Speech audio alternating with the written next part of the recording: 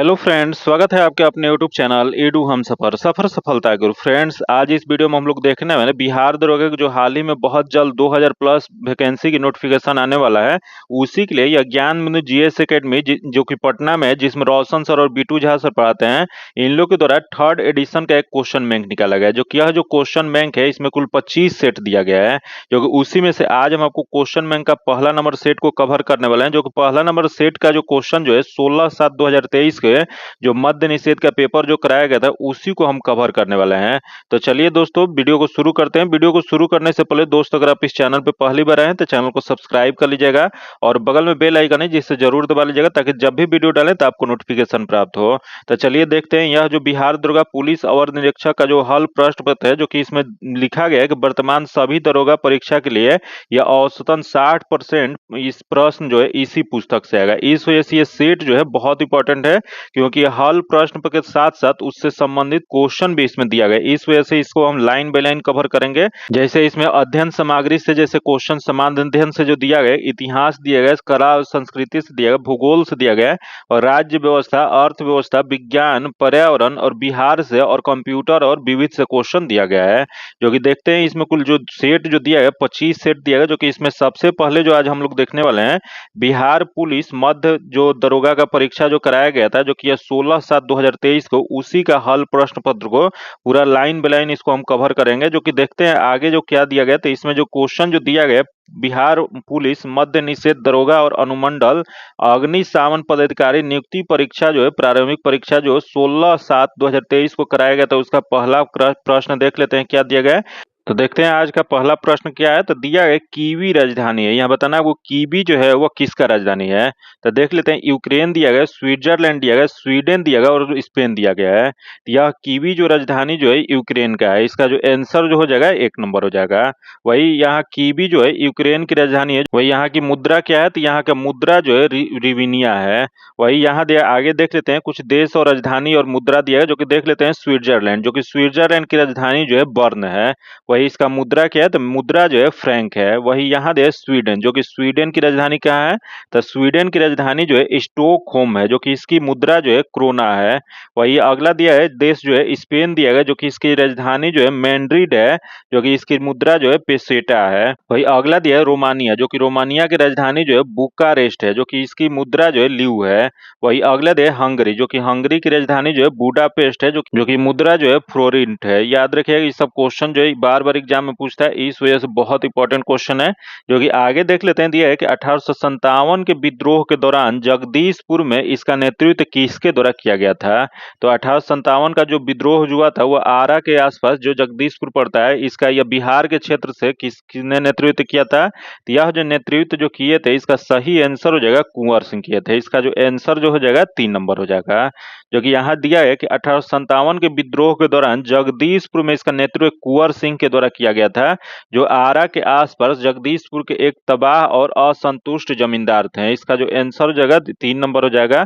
आगे क्वेश्चन देखते हैं, जो कि अगला 3 नंबर जो क्वेश्चन देगा कि अस्पष्ट आकाश नीला दिखाई देता है क्योंकि। यहाँ बताना आपको कि अस्पष्ट आकाश नीला क्यों दिखाई देता है। तो यह जो मुख्य जो कारण होता है, इसका होता है बैगनी और नीला प्रकाश अन्य सभी रंगों के प्रकाश की तुलना में वायुमंडल द्वारा अधिक प्रकीर्णन होता है। इसका जो आंसर हो जाएगा सी नंबर हो जाएगा।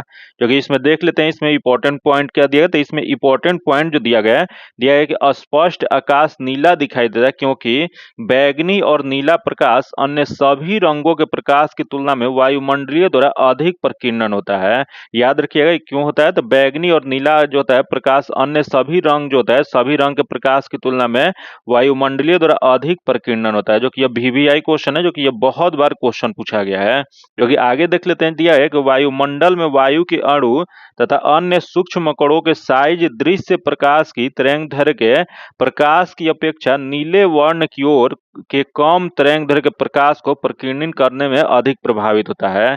जो कि आगे देखते हैं, जो कि एक लाल वर्ण के प्रकाश जो होता है उसकी तरंगदैर्घ्य नीले प्रकाश की अपेक्षा लगभग 1.8 गुनी होता है। जो कि अतः जब सूर्य का प्रकाश वायुमंडल से गुजरता है तो वायु के सूक्ष्म कण लाल रंग की अपेक्षा नीले रंग की या जो उसी को छोटे तरंगदैर्घ्य के अंतर्गत होता है, जो कि अधिक प्रबलता से प्रकीर्णन करता है। इसी वजह से प्रकीर्णित नीला प्रकाश हमारे नेत्रों में प्रवेश करता है। तो इसका आगे देख लेते हैं क्या दिया है। तो दिया है कि यदि पृथ्वी पर वायुमंडल न होता तो कोई प्रकीर्णन न हो पाता और तब आकाश काला प्रतीत होता। क्योंकि क्वेश्चन एक बार पूछा गया है कि यदि पृथ्वी पर वायुमंडल न होता तो आकाश का रंग कैसा दिखाई देता। तो आकाश का रंग जो है वो काला दिखाई देता है। आगे क्वेश्चन देखते हैं। दिया है कि जो अगला पॉइंट इसमें दिया है लाल रंग कुहरे या धुएं से सबसे कम प्रकीर्णन होता है, इसीलिए यह दूर से देखने पर भी लाल रंग का ही दिखाई देता है। अतः खतरे या संकेत जो होता है, खतरे का संकेत जो दिखाया जाता है या सिग्नल जो दिखाया जाता है, उसका कैसा रंग होता है। तो उसका प्रकाश का रंग जो होता है वो लाल रंग का होता है। आगे पॉइंट दिया गया कि बैगनी और नीले रंग के लिए प्रकाश का प्रकीर्णन सर्वाधिक होता है। याद रखिएगा, बैगनी और नीला रंग जो होता है उसका प्रकाश का प्रकीर्णन क्या होता है, तो सर्वाधिक होता है। तथा लाल रंग जो होता है इसका प्रकाश का प्रकीर्णन होता है न्यून होता है। जो कि ये भी क्वेश्चन बहुत बार पूछा गया है। जो कि आगे क्वेश्चन देखते हैं, जो कि अगला दिया है, हिमालयी भालू तथा विशाल पांडा किन जातियों का उदाहरण है। तो हिमालयी भालू और विशाल पांडा जो है, यह जो जनजातियों का उदाहरण जो है वह सुमेघ जनजातीय का है। इसका जो आंसर हो जाएगा सी नंबर हो जाएगा। जो कि यहाँ आगे जो इसमें पॉइंट जो दिया है कि IUCN के आंकड़ा के अनुसार हिमालयी भालू तथा विशाल पांडा सुमेघ जातियों का उदाहरण है। जो कि वही सुमेघ क्या होता है, तो जिस प्रजाति के वनों में संकटग्रस्त हो जाने की संभावना हो और यदि प्रजाति की संख्या में 10% व 10 वर्षों से 50% से अधिक की कमी दर्ज की गई है, तो उसी को क्या कहा जाता है, तो उससे सुमेघ प्रजाति के अंतर्गत लाया जाता है। जो कि आगे पॉइंट देखते हैं क्या दिया है। तो दिया है कि प्रमुख भारतीय प्रजाति जो सुमेघ की श्रेणी में कौन कौन सा होता है, तो तेंदुआ होता है या एक सींग वाला गेंडा होता है। जो कि अगला चीता दिया है तथा 4 सींग वाला मृग होता है। वही भारतीय वाइसन होता है या समुद्री गाय होता है या स्लोथ भालू होता है। तो ये सब आप लोग एग्जाम्पल जरूर याद रखिएगा। तथा आगे देख लेते हैं दिया है संकटग्रस्त। जो कि संकटग्रस्त कौन कौन से होते हैं, तो ऐसी प्रजाति का वनों में विलुप्त होने की खतरा बना होता है जिसमें वयस्क सदस्यों की संख्या केवल 250 या उससे कम शेष रह गई है। तो याद रखिएगा, संकटग्रस्त उसी को कहा जाता है जिसकी संख्या जो 250 या उससे शेष कम रह चुकी है। जैसे इसका एग्जाम्पल दिया, संघाई हिरन है, जैसे शेर या जैसे पूंछ वाला बंदर, जो कि उसी को मकाक बंदर कहा जाता है।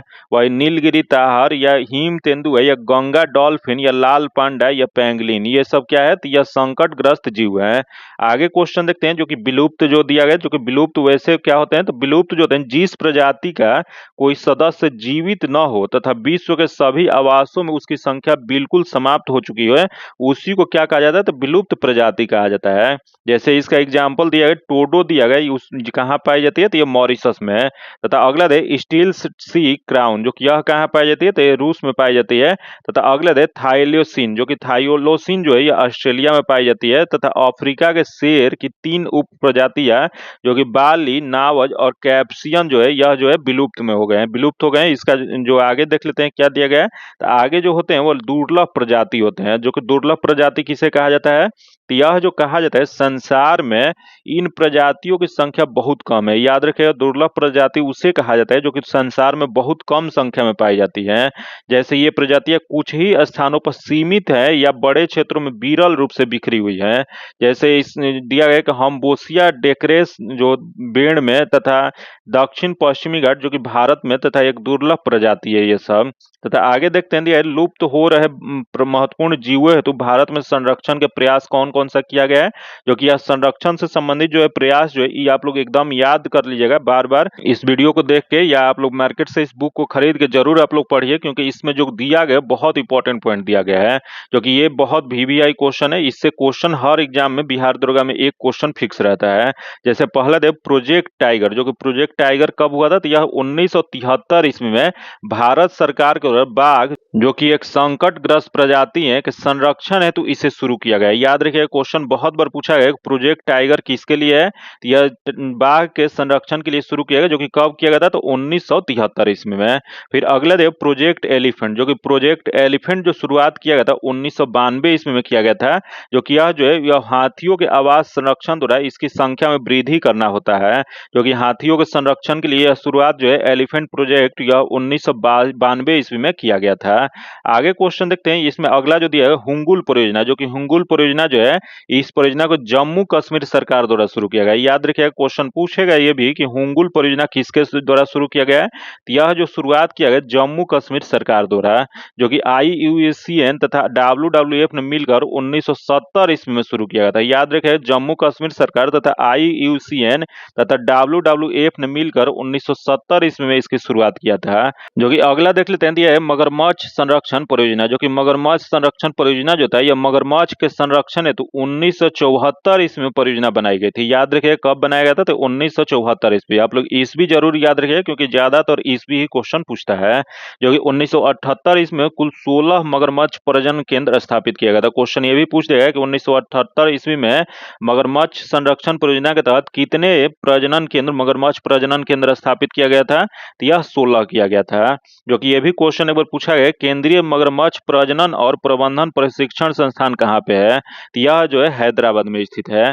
तथा आगे देखते हैं, यह है कि मगरमच्छ प्रजनन और प्रबंधन प्रोजेक्ट जो है 1975 ईस्वी में FAO तथा UNDP की सहायता से शुरू किया गया था। फिर आगे देखते हैं, जो कि अगला है गैंडा परियोजना, जो कि गैंडा परियोजना जो है, यह एक सींग वाले गैंडा सिर्फ भारत में ही पाए जाते हैं। जो कि यह गैंडा परियोजना 1987 ईस्वी में शुरू किया गया था। जो कि यह गैंडा परियोजना 1987 ईस्वी में किसके लिए, तो यह एक सींगी वाले गैंडा के लिए शुरू किया गया था। फिर आगे देखते हैं, दिया है गिद्ध संरक्षण प्रोजेक्ट, जो कि यहाँ जो दिया गया है, यहाँ गिद्ध संरक्षण प्रोजेक्ट जो है हरियाणा वन विभाग तथा बॉम्बे नेचुरल हिस्ट्री सोसाइटी के बीच 2006 ईस्वी में यह समझौता हुआ था, जिसमें गिद्धों के संरक्षण का लक्ष्य रखा गया था। तो क्वेश्चन ये भी पूछ देगा कि गिद्ध संरक्षण प्रोजेक्ट जो है किसके द्वारा किया गया था। यह जो किया गया था हरियाणा वन विभाग तथा बॉम्बे नेचुरल हिस्ट्री सोसाइटी के बीच में 2006 में शुरू किया गया था। जो कि इस परियोजना को क्या कहा गया था, तो इस परियोजना को वर्ष 2025 तक विस्तारित करने के लिए पर्यावरण, वन और जलवायु परिवर्तन मंत्रालय ने गिद्ध संरक्षण कार्य योजना 2020 से 25 का शुभारंभ किया। तथा अगला दिया है कि एशिया से समाप्त हो रहे गिद्धों के संरक्षण के लिए सेव कार्यक्रम चलाया गया था। जो कि सेव कार्यक्रम का पूरा नाम क्या है, तो इसका पूरा नाम जो है सेविंग एशियंस वॉल्ट्रस फ्रॉम एक्सटेंशन सेव हो जाएगा। जो कि यह कार्यक्रम चलाया गया था, जिसके तहत पशुओं को दी जाने वाली दवा डिक्लोफेनक को प्रतिबंधित किया गया था। तो क्वेश्चन पूछ देगा कि यह जो गिद्ध के संरक्षण के लिए जो योजना जो चलाया गया था, उसके तहत किस दवा को प्रतिबंध लगाया गया था। तो यह जो लगाया गया था डिक्लोफेनक को लगाया गया था। इसका आगे देख लेते हैं क्या दिया, तो दिया है कि भारत में अधिकांश गिद्धों की मृत्यु पशुओं को दी जाने वाली डिक्लोफेनक दवा से ही होता है। तथा अगला जो प्रोजेक्ट है, जो कि हिम तेंदुआ परियोजना, जो कि हिम तेंदुआ परियोजना जो है हिमालयी राज्यों में हिम तेंदुआ संरक्षण के लिए 2009 ईस्वी में प्रारंभ किया गया था। आगे देखते हैं 5 नंबर क्वेश्चन दिया है कि भारत की सबसे बड़ी नमक पानी का झील कौन सा है। तो भारत में सबसे बड़ी नमक पानी का झील जो है वह चिल्का झील है। इसका आंसर 3 नंबर हो जाएगा, C नंबर हो जाएगा। जो कि इसमें देख लेते हैं इंपॉर्टेंट पॉइंट जो दिया है कि भारत की सबसे बड़ी नमक पानी का झील जो है चिल्का झील है, जो कि यह उत्तर भारत तट उड़ीसा में अवस्थित है।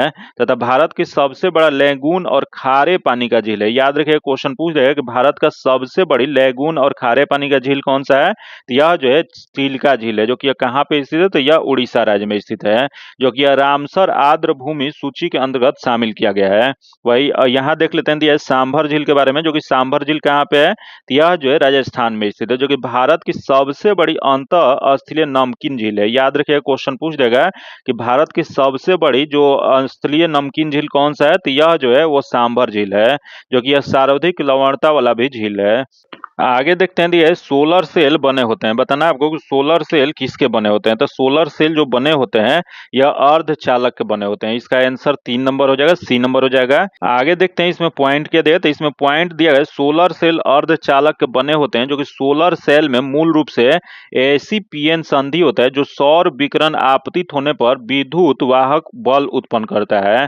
जो कि याद रखिएगा क्या करता है, तो सोलर सेल एक अर्धचालक के बना होता है। जो कि सोलर सेल में मूल रूप से पीएन संधि होता है। ये संधि आप लोग याद रखिए, क्योंकि ये भी एक बार पूछा जा चुका है। जो कि सौर विकिरण आपतित होता है और विद्युत वाहक बल उत्पन्न करता है। जो कि इसको बनने के लिए सिलिकॉन का प्रयोग किया जाता है। याद रखिए, क्वेश्चन पूछ जाएगा सोलर सेल बनाने के लिए किसका प्रयोग किया जाता है, तो इसको बनाने के लिए सिलिकॉन का प्रयोग किया जाता है।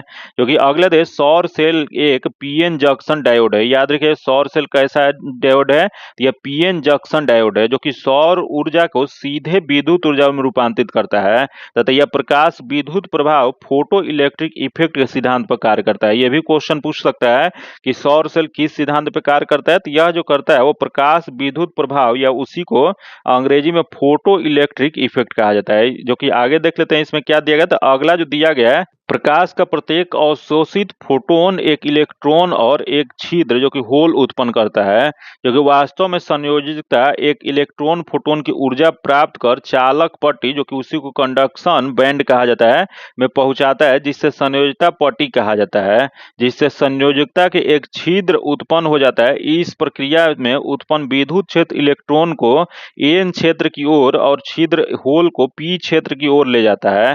अतः जंक्शन के दोनों सतहों पर विपरीत आवेश उत्पन्न होता है और उन सतहों के बीच एक विद्युत वाहक बल स्थापित हो जाता है। यह विद्युत वाहक बल जो था बाह्य परिपथ में विद्युत धारा स्थापित करता है। तो ये भी आप लोग याद रखें, बहुत वीवीआई पॉइंट है। क्योंकि आगे देखते हैं इसमें क्या पॉइंट दिया है। तो दिया है कि ऐसे पदार्थ जिनकी विद्युत चालकता तथा चालक तथा अचालक पदार्थों के बीच होती है उसे क्या कहा जाता है, तो इसे अर्धचालक कहा जाता है। जैसे कौन कौन सा होता है, तो सिलिकॉन या जर्मेनियम जो होता है अर्धचालक का एग्जाम्पल है। जो कि आगे क्वेश्चन देखते हैं, जो कि अगला देख लेते हैं। दिया गया कि द्वितीय विश्व युद्ध में धुरी राष्ट्रों में से निम्न में से कौन से देश शामिल नहीं था। यहाँ बताना आपको, जो द्वितीय विश्व युद्ध हुआ था उसमें धुरी राष्ट्रों में कौन शामिल नहीं था। तो दिया गया जापान दिया गया, इटली दिया गया, जर्मनी दिया गया और ब्रिटेन दिया गया है। तो इसमें जो शामिल जो नहीं था वो ब्रिटेन शामिल नहीं था। इसका आंसर डी नंबर हो जाएगा।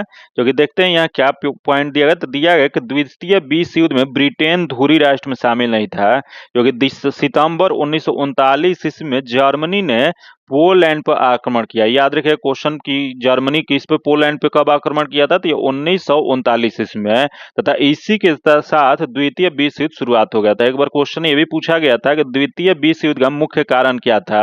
तो द्वितीय विश्व युद्ध का मुख्य जो कारण जो था सितंबर 1939 ईस्वी में जो जर्मनी ने पोलैंड पे आक्रमण किया था वही था। तथा अगला पॉइंट क्या दिया गया, तो अगला देख, ग्रेट ब्रिटेन, फ्रांस और अमेरिका के सहयोग से यूरोपीय देशों का जो गुट बना वह मित्र राष्ट्र के नाम से प्रसिद्ध हुआ। तथा धुरी राष्ट्र में शामिल कौन कौन से देश थे, जो धुरी राष्ट्र में जो शामिल जो थे, जर्मनी थे, जापान थे, इटली थे और इत्यादि और सब देश थे। जो कि इसका जो देख लेते हैं आगे क्वेश्चन क्या दिया गया। तो अगला जो दिया गया, निम्नलिखित देशांतरों में से कौन से भारतीय मानक समय के लिए संदर्भ के रूप में माना जाता है। तो यह देशांतरों के रूप में भारतीय मानक समय के संदर्भ में जो रेखा जो मानी जाती है, यह मानी जाती है 82.5 डिग्री पूर्वी रेखा। इसका जो आंसर हो जाएगा 1 नंबर हो जाएगा। जो कि देखते हैं इसमें क्या पॉइंट दिया गया। तो इसमें दिया गया है 82.5 डिग्री पूर्वी देशांतर रेखा को भारतीय मानक समय का निर्धारित हेतु मानक यमुनोत्तर माना गया है। जो कि यह उत्तर प्रदेश के मिर्जापुर, जो कि कुछ स्रोतों के अनुसार इलाहाबाद के नैनी से भी बताया गया है। जो कि आप लोग यहाँ इस ऑप्शन में एक ही होगा, मिर्जापुर होगा या नैनी होगा। तो दोनों आप लोग याद रखिएगा, जो ऑप्शन रहेगा वही टिक करना है जो इससे गुजरता है। जो कि यही क्वेश्चन एक बार पूछा गया था कि भारत का मानक समय कुल कितने राज्यों से गुजरता है। तो भारत में यह 5 राज्यों से गुजरता है। जो कि 5 राज्य कौन कौन सा है, यह उत्तर प्रदेश है, मध्य प्रदेश है, छत्तीसगढ़, उड़ीसा और आंध्र प्रदेश। ये पांचों राज्य आप लोग याद रखें, क्योंकि ये बार बार क्वेश्चन जो है पूछता है। आगे देखते हैं दिया है कि बध्यवागम शब्द का कौन सा संधि विच्छेद है। जो कि यह जो मध्य निषेध का जो पेपर आया था उसमें हिंदी से भी क्वेश्चन पूछा गया था। इस वजह से अब हिंदी भी पढ़ना कंपलसरी हो गया है, क्योंकि हिंदी से भी क्वेश्चन 1-2 डाल दे रहा है। तो यहाँ दिया गया था कि बध्यवागम शब्द में कौन सा संधि विच्छेद सही है। तो यहाँ जो इसका सही जो हो जाएगा वो बी नंबर हो जाएगा। जो कि यहाँ देखते हैं क्या दिया है। तो संधि विच्छेद क्या होता है, तो यह जो होता है दो शब्दों के मेल से जो विकार उत्पन्न होता है उसी को संधि कहा जाता है। जो कि संधि के प्रकार कितने होते हैं, तो संधि जो होते हैं 3 प्रकार के होते हैं। जो कि कौन कौन से, तो स्वर संधि होते हैं, व्यंजन संधि होते हैं और विसर्ग संधि होते हैं। जो कि यहाँ प्रश्न अनुसार जो दिया गया बध्यवागम दिया गया है। जो कि यह शब्द का सही संधि जो हो जाएगा, ये संधि विच्छेद यह हो जाएगा बधु प्लस आगम हो जाएगा। जो कि यह कौन सी संधि है, तो यह जो संधि है यड़ संधि का उदाहरण है। जो कि यही जान लेते हैं कि स्वर संधि के कुल कितने प्रकार होते हैं। तो स्वर संधि के 5 प्रकार होते हैं। जो कि वह कौन कौन से होते हैं, तो यह जो होते हैं वृद्धि स्वर संधि होते हैं, तथा दीर्घ स्वर संधि होते हैं, तथा गुण स्वर संधि होते हैं, तथा यड़ स्वर संधि होते हैं, तथा यह अयादि स्वर संधि होते हैं। कि यह आप लोग पांचों याद रखिएगा। तथा आगे देख लेते हैं जो कि यड़ संधि के उदाहरण कौन कौन से होते हैं।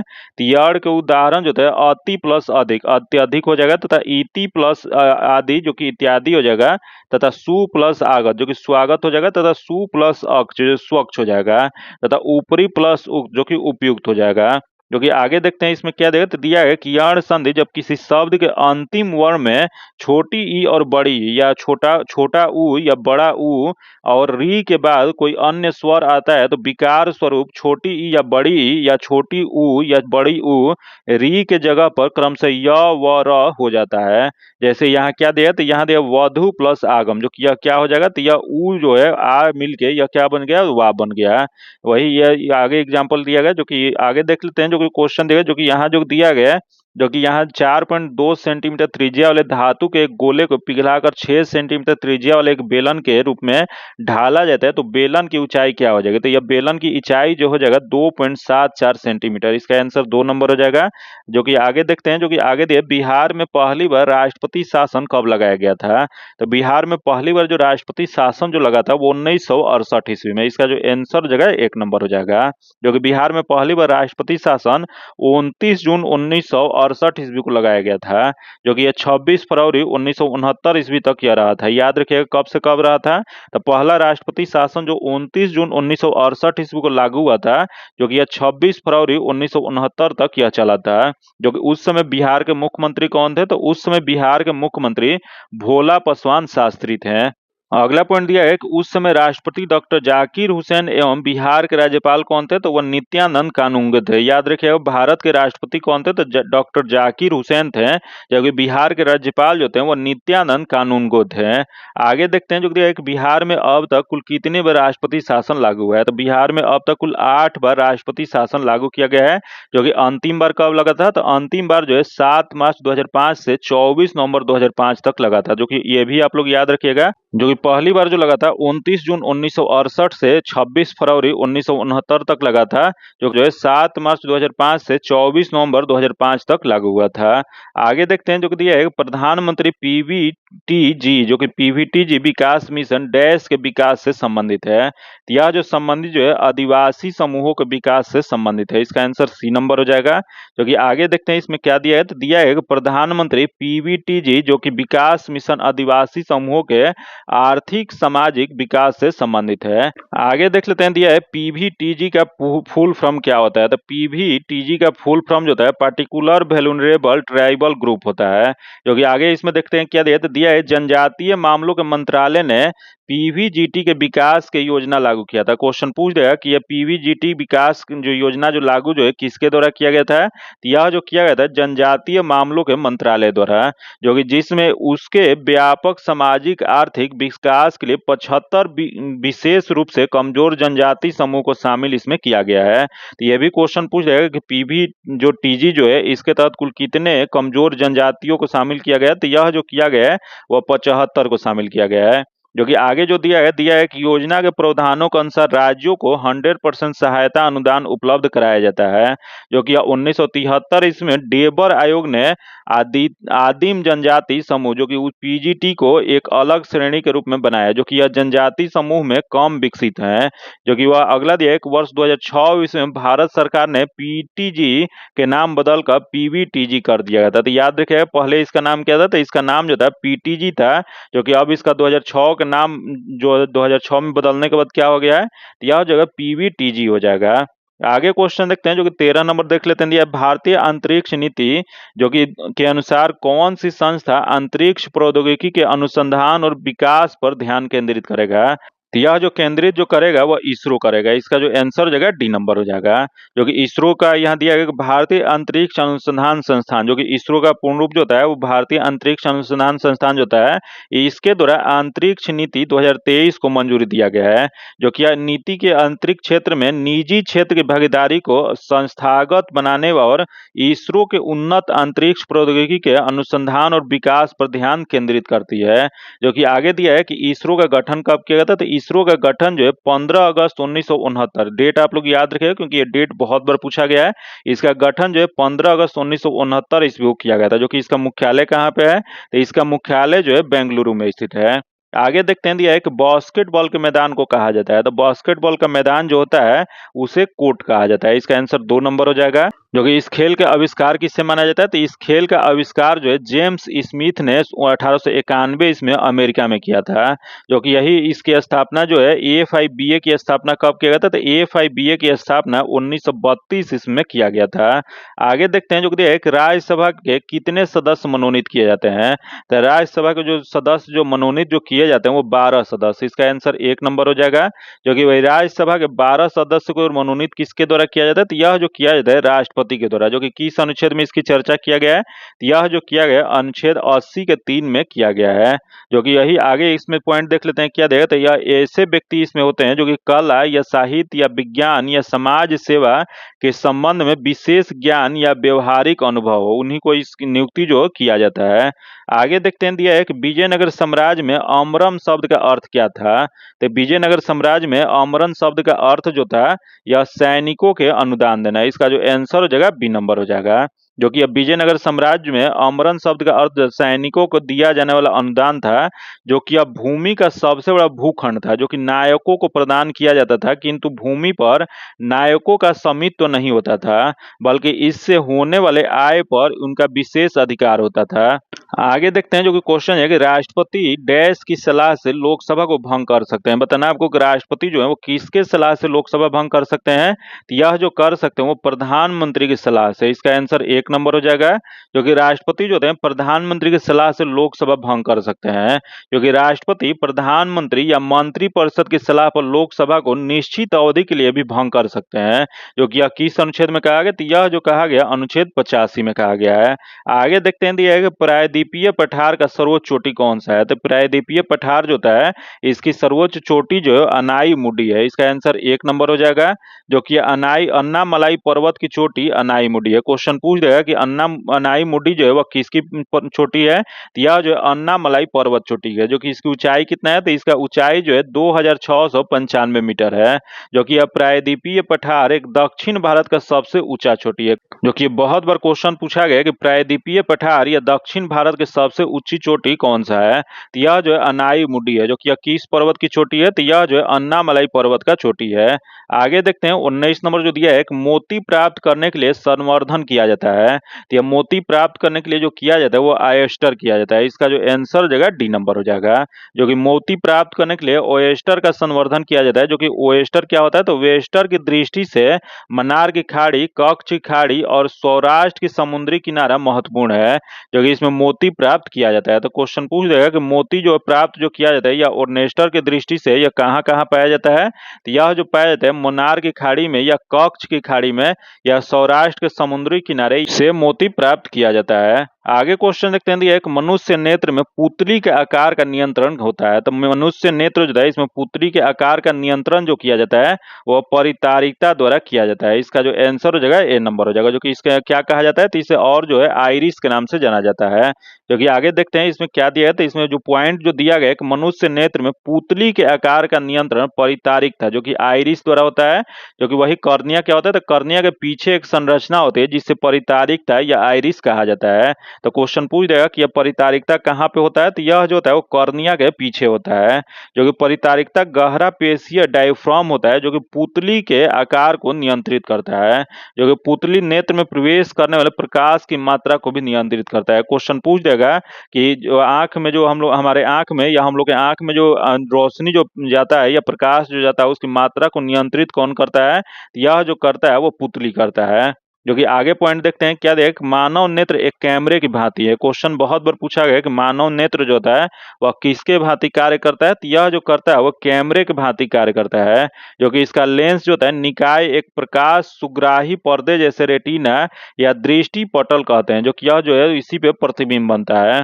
जो कि आगे पॉइंट देख लेते हैं क्या देखें, तो प्रकाश एक पतली झिल्ली से होकर नेत्र में प्रवेश करती है। क्वेश्चन पूछा हुआ है कि प्रकाश कैसे नेत्र में प्रवेश करती है, तो प्रकाश एक पतली झिल्ली से होकर नेत्र में प्रवेश करती है।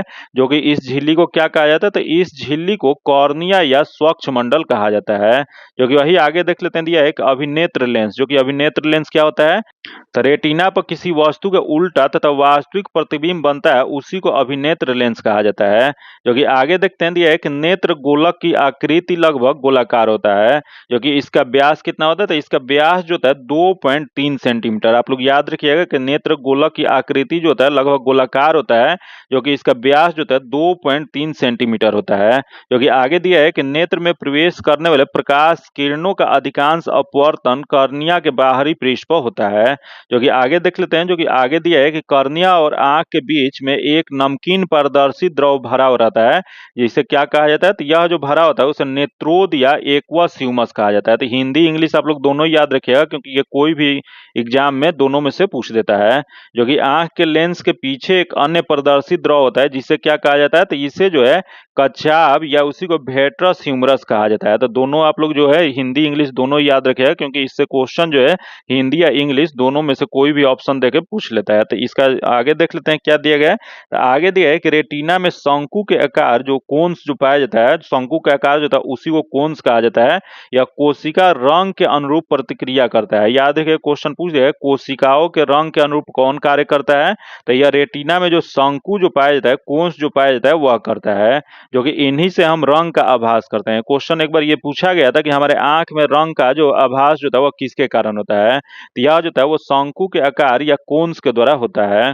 जो कि यही एक क्षण पाया जाता है। क्षण क्या होता है, तो कोशिकाओं जो प्रकाश की तीव्रता के प्रति संवेदनशील होता है उसी को रॉड कहा जाता है। जो कि आगे पॉइंट देख लेते हैं क्या दिया, तो अगला दिया है कि हम अपनी आंखों की रेटिना में क्षण कोशिका की उपस्थिति के कारण एक अंधेरे कमरे में या रात के अंधेरे में चीजों को देख सकते हैं। तो इसका आगे देख लेते हैं क्या दिया है, तो दिया है निम्नलिखित में से केंद्रीय प्रकृति के कौन सा मान सभी अवलोकन पर आधारित नहीं है। तो इसमें केंद्रीय जो प्रवृत्ति का कौन सा मान जो होता है सभी अवलोकन पर आधारित नहीं होता है, तो यह जो नहीं होता है वो गुणोत्तर माध्य है। इसका जो आंसर हो जाएगा सी नंबर हो जाएगा। जो कि दिया है कि निम्न में से केंद्रीय प्रवृत्ति को गुणोत्तर माध्य मान सभी अवलोकन पर आधारित नहीं होता है। जो कि देख लेते हैं यहाँ दिया है केंद्रीय प्रकृति या औसत के 5 सांख्यिकीय माप क्या होता है, तो इसका माप जो होता है समानांतर माध्य होता है, उसका माध्यिका होता है, उसका बहुलक होता है, उसके बाद ज्यामितीय माध्य होता है, उसके बाद हरात्मक माध्य होता है। जो कि देख लेते हैं उपयुक्त 5 में से 3 सर्वाधिक प्रचलित औसत है, जो कि सब जबकि अन्य 2 जो होता है ज्यामितीय माध्य और हरात्मक माध्य जो होता है औसतें विशिष्ट परिस्थितियों में उपयुक्त होता है। जो कि आगे देखते हैं पॉइंट दिया है केंद्रीय प्रवृत्ति के माप के बाद यह आभास मिल दिलाता है कि आंकड़े किस स्थान पर केंद्रित है, किंतु आंकड़ों के समुचित अर्थ विवेचन के लिए यह भी पता होना चाहिए कि आंकड़ों में कितना बिखराव है और वे केंद्रीय प्रवृत्ति के माप के चारों ओर किस प्रकार एकत्रित है। तो इसका सही उत्तर जो हो जाएगा गुणोत्तर माध्य हो जाएगा। जो कि आगे क्वेश्चन देखते हैं, जो कि दिया है एक अधिक अपवर्तनांक वाला माध्यम क्या होता है, तो अधिक अपवर्तनांक वाला माध्यम जो होता है यह होता है दूसरे माध्य की अपेक्षा प्रकाशित सघन होता है। तो इसका जो आंसर हो जाएगा 1 नंबर हो जाएगा। जो कि आगे इसमें देख लेते हैं क्या पॉइंट दिया है, तो अगला जो पॉइंट इसमें दिया है कि 2 माध्यों की तुलना करते समय अधिक अपवर्तनांक वाला माध्यम दूसरे की अपेक्षा प्रकाशित सघन होता है। तो याद रखिएगा जो 2 माध्यम की तुलना करते समय अधिक अपवर्तनांक वाला जो माध्यम होता है वह दूसरे के अपेक्षा प्रकाशित सघन होता है, जो कि दूसरा कम अपवर्तनांक वाला माध्यम प्रकाशित विरल होता है। तो ये आप लोग जरूर याद रखिएगा, यहाँ सघन और विरल के बारे में दिया गया है, जो कि 2 माध्यम की तुलना करते समय अधिक अपवर्तनांक वाला जो माध्यम जो होता है दूसरे की अपेक्षा प्रकाशित जो होता है उसे सघन कहा जाता है, वह दूसरे कम अपवर्तनांक वाले माध्यम प्रकाशित जो होता है उसे विरल कहा जाता है। तो ये दोनों आप लोग याद रखिएगा, क्योंकि ये बार बार क्वेश्चन पूछता है। जो कि अगला पॉइंट दिया है कि विरल माध्यम में प्रकाश की चाल सघन माध्यम की अपेक्षा अधिक होता है, जो कि अतः विरल माध्यम में सघन माध्यम में गमन करने वाली प्रकाश की विकिरण जो है धीमी हो जाती है तथा अभिलंब की ओर झुक जाती है। तो याद रखिए ये भी बहुत बार क्वेश्चन पूछा गया है कि विरल माध्यम में प्रकाश की चाल सघन माध्यम की अपेक्षा अधिक होता है, जो कि विरल माध्यम से सघन माध्यम में गमन करने वाली प्रकाश की विकिरण जो है धीमी हो जाती है तथा अभिलंब की ओर झुक जाती है। जब ये सघन से विरल माध्यम में गमन करता है तो इसकी चाल बढ़ जाती है। याद रखिएगा जब यह सघन से विरल माध्यम की ओर गमन करती है तो इसकी चाल पे क्या प्रभावित होता है, तो इसका चाल जो है बढ़ जाता है तथा इसका अभिलंब जो है दूर हो जाता है। याद रखिए अभिलंब पे क्या प्रभाव होता है, तो अभिलंब जो है दूर की ओर हट जाती है। आगे देखते हैं जो दिया है सतलुज तथा काली नदी के मध्य हिमालय जाना जाता है। यहाँ बताना है आपको कि सतलज नदी और काली नदी जो है इसके मध्य हिमालय जो है उसे किस नाम से जाना जाता है, तो यह जो जाना जाता है वो कुमायूं हिमालय के नाम से जाना जाता है। इसका आंसर 2 नंबर हो जाएगा। जो कि आगे देखते हैं दिया है सतलज तथा काली नदी के मध्य हिमालय को कुमायूं हिमालय के नाम से जाना जाता है। जो कि यहाँ दिया है कि नदी घाटी के आधार पर सर सिडनी बुलार्ड, जो कि याद रखिएगा या जो है हिमालय जो पर्वतीय प्रदेश को निम्न 4 प्रदेशिक में विभाजन किए थे। जो कि क्वेश्चन पूछ रहे हैं कि नदी की घाटियों के आधार पे कुल कितने 4 भागों में किसके द्वारा विभाजित किया गया था, तो यह जो किया गया था सर सिडनी बुर्लार्ड के द्वारा किया गया था। जो कि क्या किया गया था तो देख लेते हैं, यहाँ प्रादेशिक विभाजन दिया गया और लंबाई दिया गया और विस्तार दिया गया है। जो कि यह जो है वीवीआई क्वेश्चन है क्योंकि ये बहुत बार क्वेश्चन पूछा हुआ है। जो कि यह दिया गया पंजाब हिमालय, जो कि पंजाब हिमालय जो है इसकी लंबाई 560 किलोमीटर है। जो कि इसकी विस्तार कहाँ से है, तो इसकी विस्तार जो है सिंधु एवं सतलज नदी के मध्य स्थित है। वही यहाँ देख कुमायूं हिमालय, जो कि कुमायूं हिमालय की लंबाई जो है 320 किलोमीटर है। जो कि इसकी विस्तार जो है सतलज और काली नदी के बीच में स्थित है। फिर अगला देखिए यहाँ नेपाल हिमालय, जो कि नेपाल हिमालय जो है 800 किलोमीटर में है। जो कि यह काली और तीस्ता नदी के मध्य स्थित है। फिर अगला है असम हिमालय, जो कि असम हिमालय जो है 720 किलोमीटर इसकी लंबाई है। जो कि यह तीस्ता और दिहांग नदियों के मध्य स्थित है। तो ये आप लोग जरूर याद रखिएगा क्योंकि ये बार बार क्वेश्चन पूछता है। ये लंबाई नहीं भी याद रहेगा तो उतना इंपॉर्टेंट नहीं है, लेकिन ये किस नदी के बीच में स्थित है ये आप लोग जरूर याद रखिएगा। आगे देखते हैं ये सरकार द्वारा अवरोधों अथवा प्रतिबंधों को हटना कहलाता है। तो सरकार द्वारा अवरोधों तथा प्रतिबंधों को हटाना जो कहा जाता है वह उदारीकरण कहा जाता है। इसका जो आंसर जगह डी नंबर हो जाएगा। जो कि आगे इसमें पॉइंट देख लेते हैं क्या दे, तो उदारीकरण जो होता है विभिन्न प्रतिबंधों को दूर कर अर्थव्यवस्था के विभिन्न क्षेत्रों में मुक्त करने की नीति होता है। जो कि अर्थात इसका अर्थ होता है कि अर्थव्यवस्था को विभिन्न प्रकार के नियामकों तथा नियंत्रणों के संबंध में उदार होना यह मुख्यतः उद्योग तथा अन्य आर्थिक क्रियाओं पर सरकारी नियंत्रण को समाप्त करने या कम करने से संबंधित है। आगे देखते हैं दिया एक निजीकरण, जो कि निजीकरण क्या होता है, तो यह जो है सार्वजनिक क्षेत्र में पूंजी या प्रबंधन या दोनों में निजी क्षेत्र की भागीदारी बढ़ाना अथवा उन्हें निजी क्षेत्र को सौंप देना की निजीकरण कहा जाता है।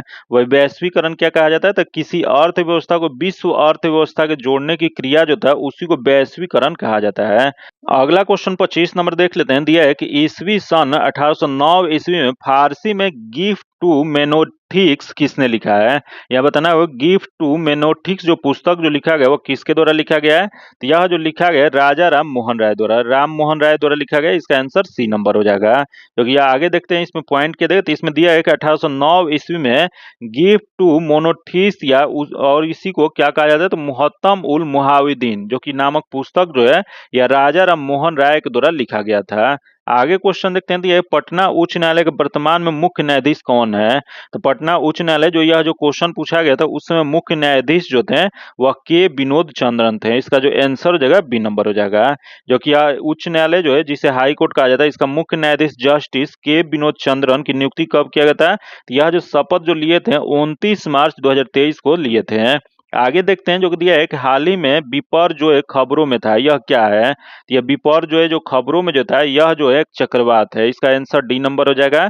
जो कि यह विपर जो है एक चक्रवात था जो कि अरब सागर तथा गुजरात के समुद्री तट से टकराया था।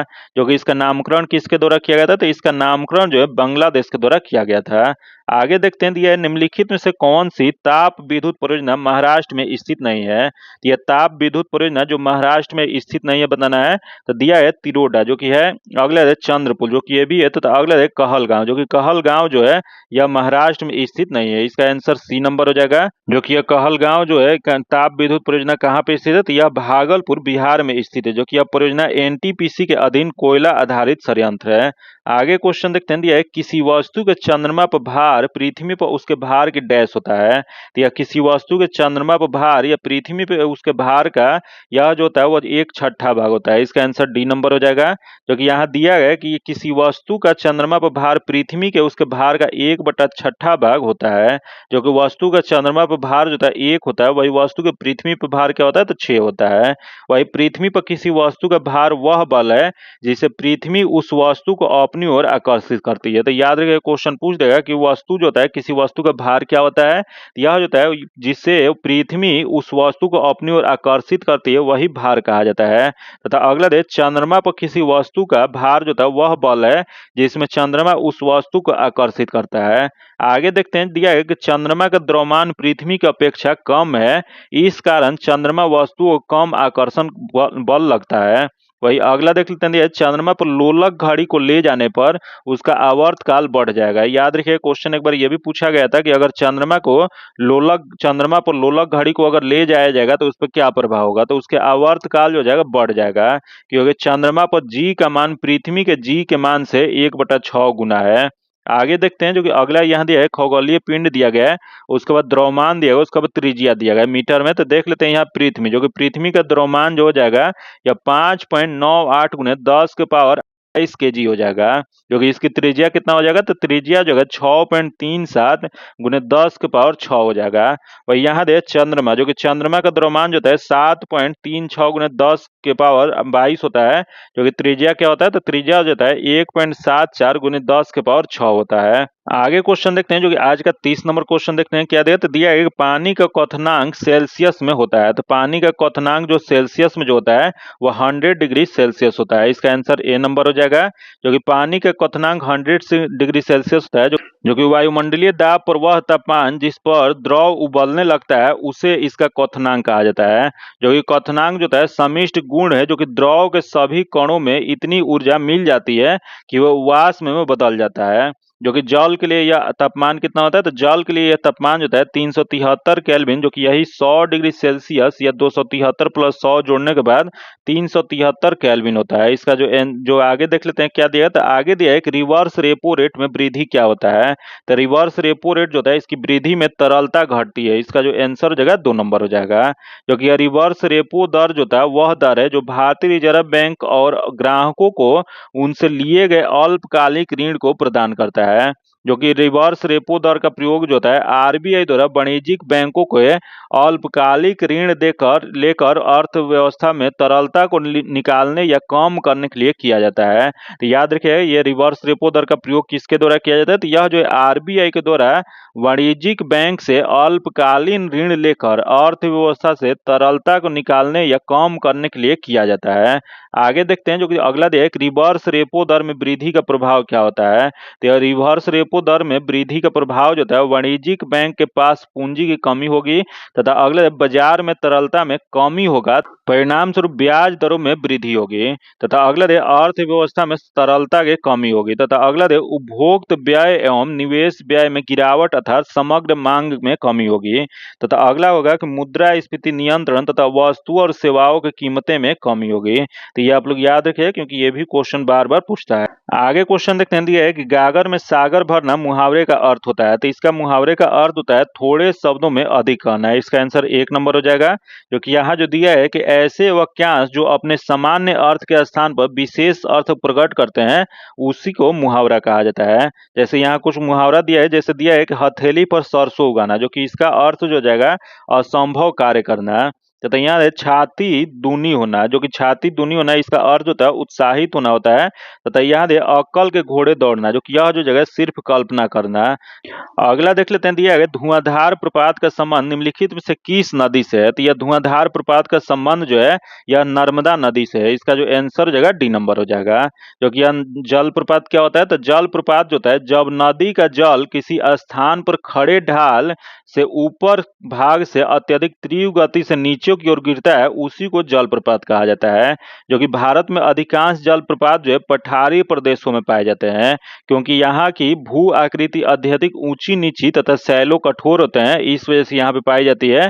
जो कि यह धुआंधार जलप्रपात जो है वह नर्मदा नदी पर स्थित है, जो कि मध्य प्रदेश के या राज्य के जबलपुर जिले में स्थित है। तो क्वेश्चन बहुत बार पूछा गया है कि धुआंधार जलप्रपात किस नदी पे है, तो यह जो है नर्मदा नदी पे स्थित है, जो कि यह मध्य प्रदेश में स्थित है, जो कि यह मध्य प्रदेश के जबलपुर जिले में स्थित है। जो कि यह दुग्ध धारा और कपिल धारा जलप्रपात जो है नर्मदा नदी पर ही स्थित है। आगे देखते हैं, जो कि यह जो मैथ्स का क्वेश्चन है इसका देख लीजिएगा। आगे देखते हैं, दिया है गुरु दक्षिणा शब्द में कौन सा समास होता है। या गुरु दक्षिणा जो शब्द जो होता है इसमें तत्पुरुष समास होता है। इसका जो आंसर हो जाएगा बी नंबर हो जाएगा। जो कि जान लेते हैं कि समास होता क्या है। तो जब दो या दो से अधिक शब्दों से मिलकर दो नए शब्द बनाया जाता है उसी को समास कहा जाता है। जो कि समास के कुल कितने भेद होते हैं? तो समास के कुल 6 भेद होते हैं। जो कि कौन कौन से हैं? तो अव्ययी भाव समास होते हैं, तत्पुरुष समास होते हैं, बहुव्रीहि समास होते हैं, द्विगु समास होते हैं, द्वंद्व समास होते हैं और कर्म धारण समास होते हैं। जो कि यहाँ जो दिया है कि तत्पुरुष समास क्या होता है? तो तत्पुरुष समास जो होता है या दूसरे पद प्रधान होते हैं। याद है कि तत्पुरुष समास में दूसरे पद जो होते हैं वो प्रधान होते हैं। इस समास का विग्रह करने पर कारक प्रकट होता है। जैसे यहाँ दिया गुरु दक्षिणा दिया गया था। जो गुरु दक्षिणा शब्द का समास विग्रह करने पर प्राप्त होता है गुरु के लिए दक्षिणा, जो कि विग्रह में कारक चिन्ह के लिए प्रकट होता है। तो यह क्या हो जाएगा? तो यह जो जगह तत्पुरुष समास हो जाएगा। आगे देखते हैं जो कि 36 नंबर क्वेश्चन दिया, जो कि दिया है सिनेमेटोग्राफ जो कि संशोधन विधेयक 2023 का मुख्य उद्देश्य क्या था? तो यह सिनेमेटोग्राफ जो संशोधन विधेयक 2023 का मुख्य उद्देश्य जो था वह पायरेटेड फिल्म कंटेंट को रोकना और आयु अनुसार रेटिंग सुनिश्चित करना है। इसका जो आंसर जगह 3 नंबर हो जाएगा। जो कि यह देख लेते हैं इसमें क्या दिया। तो यह जो दिया गया है कि सिनेमोटोग्राफ जो कि यह संशोधन विधेयक 2023 का मुख्य उद्देश्य जो था या पायरेटेड फिल्म कंटेंट को रोकना और आयु अनुसार रेटिंग सुनिश्चित करना है। जो कि यह विधेयक की घोषणा जो है सूचना और प्रसारण मंत्री अनुराग ठाकुर के द्वारा किया गया था। आगे देखते हैं जो कि 37 नंबर क्वेश्चन देख लेते हैं क्या दिया। तो यह जो दिया गया है निम्न में से किसका उपयोग कांच पर लिखने के लिए किया जाता है? तो कांच पर लिखने के लिए जो प्रयोग जो किया जाता है हाइड्रोजन फ्लोराइड का किया जाता है। इसका आंसर सी नंबर हो जाएगा। जो कि आगे देखते हैं यहाँ दिया है कांच पर नक्काशी करने के लिए हाइड्रोजन फ्लोराइड जो कि इसका सूत्र जो होता है इसे सूचक जो होता है HF होता है। जो कि इसका उपयोग किया जाता है। जो कि इसका अन्य नाम क्या होता है? तो इसका अन्य नाम जो होता है फ्लोरोहाइड्रिक होता है या हाइड्रोफ्लोरिक तथा हाइड्रोनियम फ्लोराइड होता है। जो कि यह जल में हाइड्रोजन का विलयन होता है। जो कि यहाँ जो दिया है कि हाइड्रोजन फ्लोराइड जो कि HF होता है। जो कि इसका निर्माण कैसे होता है? तो इसका निर्माण जो होता है यह होता है CaF2 प्लस CH2SO4 जब यह रिएक्ट कर जाता है 200 से 250 टेम्परेचर पर जो कि यह फ्लोरोस्पंज में, तो यह जो हो जाएगा रिएक्ट करके जो बनता है यह CaSO4 प्लस 2HF बनता है। जो कि आगे देखते हैं दिया है कि HF में हाइड्रोजन आबंध होता है, इस कारण इसमें क्वथनांक एवं गलनांक के मान असमानतः उच्च पाया जाता है। जो कि HF में हाइड्रोजन आबंध को निम्न रूप में प्रदर्शित करते हैं। जो कि यह इस प्रकार से इसको प्रदर्शित किया जाता है। जो कि HF एक निर्बल अम्ल है। याद रखिए क्वेश्चन पूछेगा कि HF क्या होता है? तो यह एक वीक एसिड होता है, निर्बल अम्ल होता है। जो कि यह pK के मान से स्पष्ट होता है। जो कि आगे देखते हैं जो कि यहाँ जो दिया है कि HF के दुर्बल अम्ल होने का कारण क्या होता है? तो यह HF का दुर्बल अम्ल होने का कारण जो है फ्लोरीन जो होता है निगेटिव आयन के साथ H3O प्लस का हाइड्रोजन आबंध बनाता है। तो याद रखिए HF के दुर्बल अम्ल होने के कारण फ्लोरीन निगेटिव आयन के साथ H3O प्लस का हाइड्रोजन आबंध बनाता है। जो कि यहाँ जो दिया है हाइड्रोजन फ्लोराइड दिया गया जो कि HF दिया गया है, इसका गलनांक कितना होता है? तो इसका गलनांक जो है 190 होता है। वही इसका क्वथनांक कितना होता है? तो क्वथनांक जो है 193 होता है। जो कि H और X में जो दूरी होता है वह क्या होता है? तो PM में यह 91.7 होता है। वही PK होता है तो यह जो होता है 3.2 होता है। जो कि आगे देख लेते हैं दिया है कि हाइड्रोलिक अम्लों में से HF संरक्षक होता है। तो यह देख लेते हैं अगला दिया है HF कांच के साथ अभिक्रिया करता है। इसका उपयोग कांच के निस्सारण और TB नली के लिए कांच के सेल का निर्माण होता है। जो कि आगे देख लेते हैं जो कि यहाँ दिया है 1915 इसमें भारत लौटने के बाद गांधी जी ने डैश की तरह कपड़े पहनने का निर्णय लिया था। या 1915 में जो भारत लौटने के बाद जो गांधी जी ने जो निर्णय जो लिए थे वह कठियावाड़ी किसान के जैसा कपड़ा पहनने का निर्णय लिए थे। इसका आंसर 2 नंबर हो जाएगा। जो कि यहाँ जो दिया है कि 1915 इसमें भारत लौटने के बाद गांधी जी ने कठियावाड़ी किसान की तरह कपड़े पहनने का निर्णय लिए थे।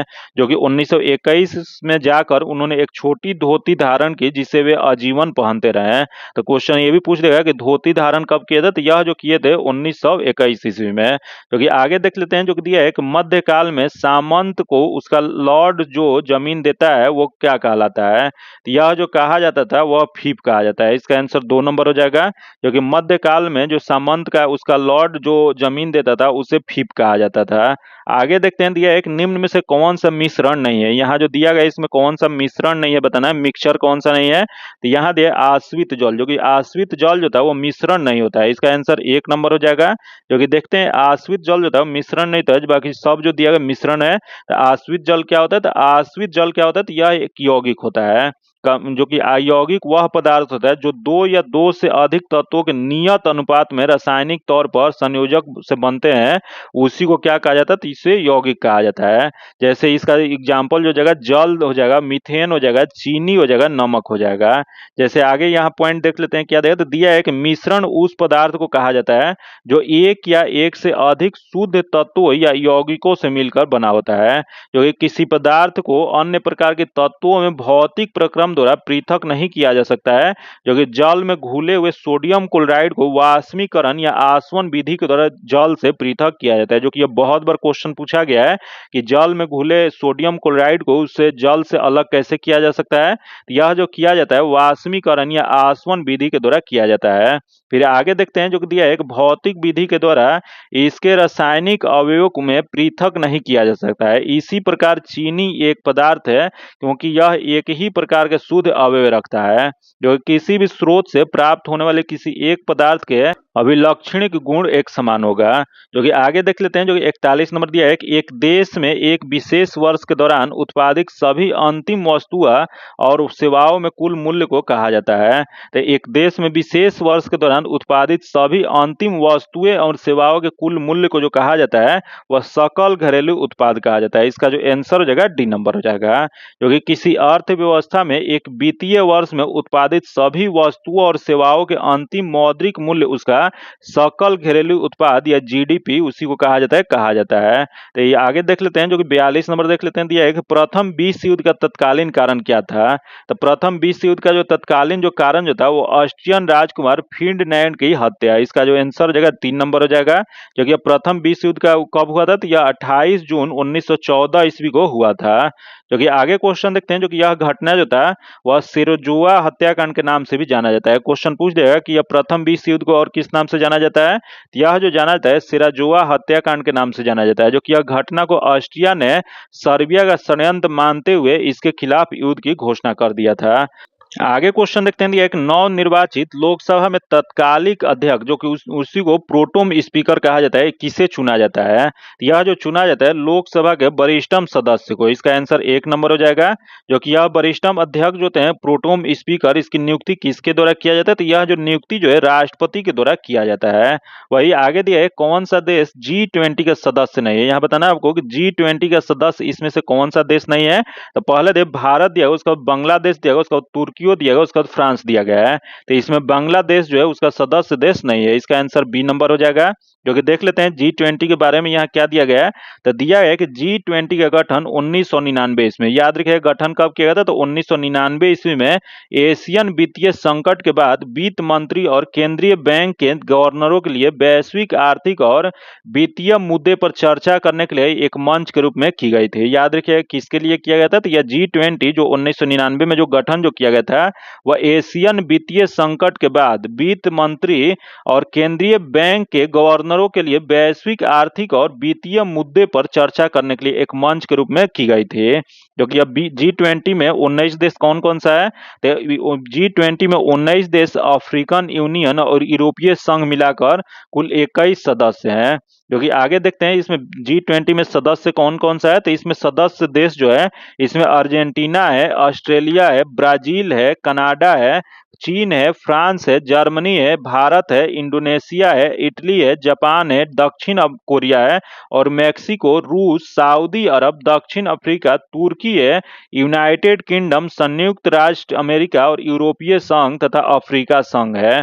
जो कि इसमें अफ्रीका संघ जो है 2023 में शामिल किया गया था। तो ये देश का नाम आप लोग याद रखिएगा क्योंकि इससे क्वेश्चन पूछा जा रहा है। खास करके जो पड़ोसी भारत के देश जो है उसे आप लोग याद रखिएगा कि इसमें पड़ोसी देश में कौन कौन सा देश इसमें शामिल है और कौन कौन सा देश शामिल नहीं है, क्योंकि अधिकतर जो क्वेश्चन जो पूछा जाता है भारत के पड़ोसी देश के संदर्भ में ये क्वेश्चन पूछा जाता है। आगे देखते हैं दिया है निम्नलिखित में से कौन से पादप युग में उभयलिंगी पुष्प होता है। तो पादप युग में उभयलिंगी पुष्प जो होता है वह गुड़हल तथा सरसों होता है। इसका आंसर 1 नंबर हो जाएगा। जो कि आगे देखते हैं दिया एक गुड़हल तथा सरसों पादप युग में उभयलिंगी पुष्प होता है। जो कि जब पुष्प में पुंकेसर एवं स्त्री केसर दोनों उपस्थित होते हैं तो उन्हें उभयलिंगी पुष्प कहा जाता है। जैसे इसका एग्जाम्पल गुड़हर हो जाएगा और सरसों हो जाएगा। तथा याद है जब पुष्प में पुंकेसर अथा स्त्री केसर में कोई एक जनन अंग उपस्थित होता है तो पुष्प एक लिंगी कहलाते हैं। जैसे क्या हो जाएगा तो वह पपीता हो जाएगा, ये तरबूज उसका एग्जाम्पल हो जाएगा।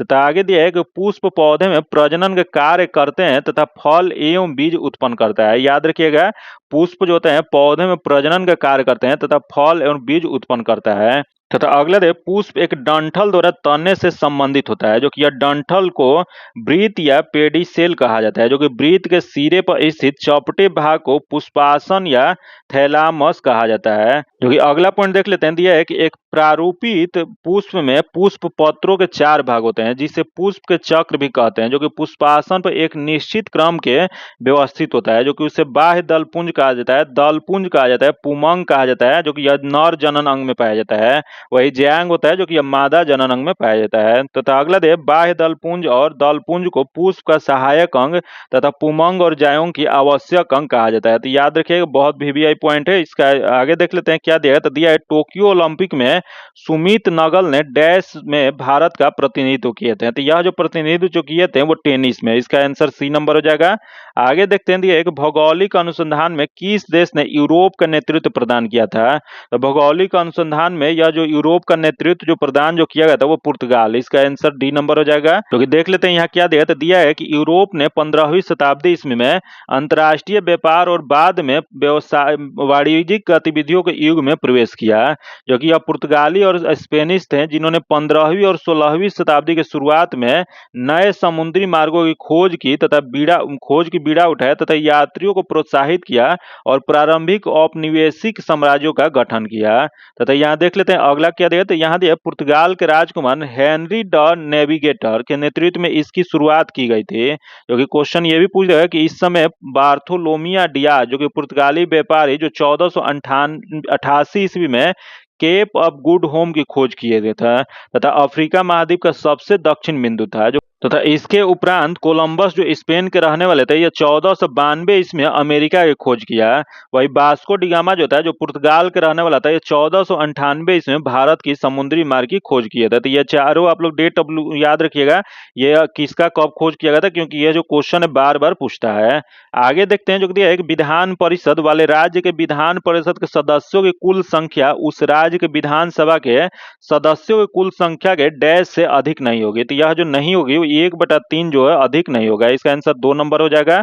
आगे देखते हैं जो कि यहाँ पॉइंट जो दिया है कि विधान परिषद वाले राज्यों के विधान परिषद के सदस्यों की कुल संख्या उस राज्य के विधानसभा के सदस्यों के कुल संख्या के 1/3 से अधिक नहीं होगी। तथा यहाँ दिया विधान परिषद में सदस्यों की अधिकतम संख्या विधानसभा की 1/3 और न्यूनतम 40 निश्चित की गई थी। आगे देखते हैं यहाँ दिया है जी का मान कितना होता है। तो जी का मान जो होता है ये 6.67 गुने 10 के power -11 newton metre square kg minus square होता है। इसका जो आंसर हो जाएगा डी नंबर हो जाएगा।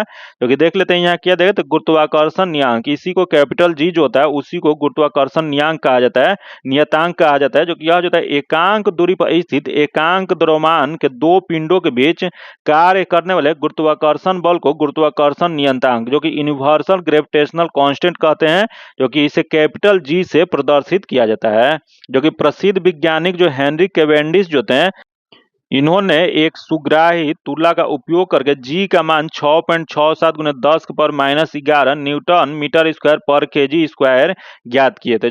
जो कि इसका विमीय सूत्र क्या होता है, तो इसका विमीय सूत्र जो होता है m-1 L3 और t-2 होता है। जो कि g का मान जो होता है सभी स्थानों पर 1 होता है, यह एक अदिश राशि होता है। जो कि परीक्षा से संबंधित कुछ यहाँ महत्वपूर्ण तत्व दिया है। जो कि दिया है कि गुरुत्वाकर्षण बल का खोज किसके द्वारा किया गया था। तो यह गुरुत्वाकर्षण बल का खोज सर आइजैक न्यूटन ने 1686 ईस्वी में किए थे। जो कि यहाँ दिया गुरुत्वाकर्षण के नियम, जो कि गुरुत्वाकर्षण के नियम जो है दो पिंडों के बीच लगने वाले आकर्षण बल F उनके द्रव्यमान द्रव्यमानों के गुणनफल के समानुपाती होता है। याद रखिए गुरुत्वाकर्षण के नियम क्या होता है, तो दो पिंडों के बीच लगने वाले आकर्षण बल F उनके द्रव्यमानों के गुणनफल के समानुपाती होता है तथा उनके बीच की दूरी के वर्ग के व्युत्क्रमानुपाती अनुक्रमानुपाती होता है। जो कि यहाँ जो दिया गया इसके अर्थात क्या हो जाएगा, F हो जाएगा, उसके बाद G जो होता है डायरेक्टली प्रोपोर्शन को हटा के G लाया जाता है, जो कि M1 और M2 बटा में R स्क्वायर हो जाएगा। जैसे दो यहाँ दिया गया, दोनों के बीच में जो है R दूरी है, तो यह जो हो जाएगा M1, यह हो जाएगा, यह M2 हो जाएगा, तो M1 इंटू M2 बटा में R स्क्वायर हो जाएगा, जो कि वही डायरेक्टली प्रोपोर्शनल को हटा के यहाँ G ला दिया जाता है। जो कि यहाँ जहाँ F क्या है, तो F जो हो जाएगा गुरुत्वाकर्षण बल होता है, जो कि M1 M2 क्या होता है, तो दो पिंड के अलग अलग द्रव्यमान होता है, जो कि R क्या होता है, तो यह दूरी होता है।